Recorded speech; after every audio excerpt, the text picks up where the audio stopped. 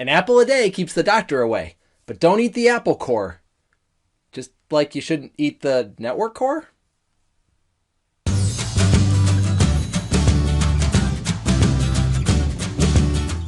By the end of this session, we will be able to describe the core layer and its properties. Okay, that one got away from me. Let's just let it go. Either way, we're going to talk about the core layer in this video. We want to take a look at when a core layer is even necessary, because not all networks need one, and then when it is necessary, what our focus should be when we're designing and deploying a core. Let's say we have a building and we have this access block, and we have our distribution block that's connecting to that. And so we're doing exactly what we've been drawing out. We've got two switches in our distribution layer, and we're bringing all of these connections into the distribution layer in redundant fashion. And then we say, okay, I've seen Cisco's documentation. We need a network core.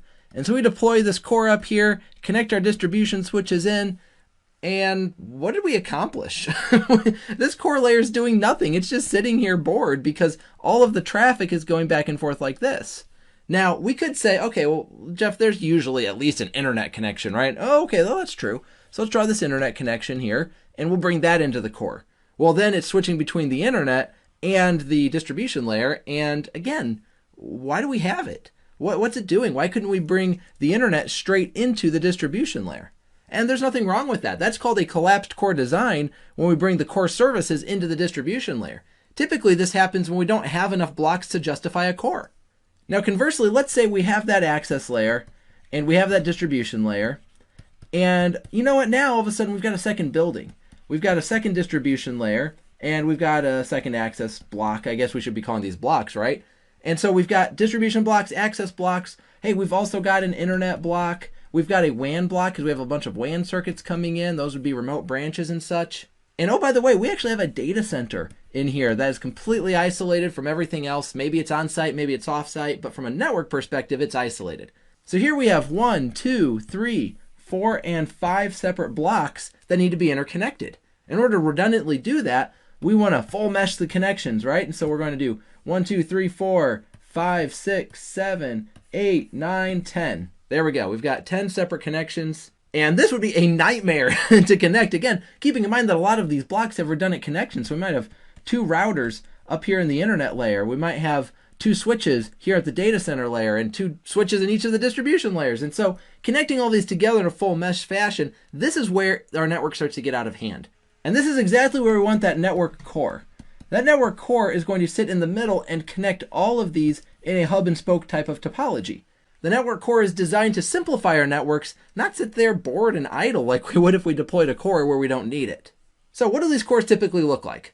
Well, the goal of a core switch is to do layer 3 switching very, very fast. It's layer 3 because we're doing routing among all of the different blocks, and so all of the packets need to be forwarded from a layer 3 perspective.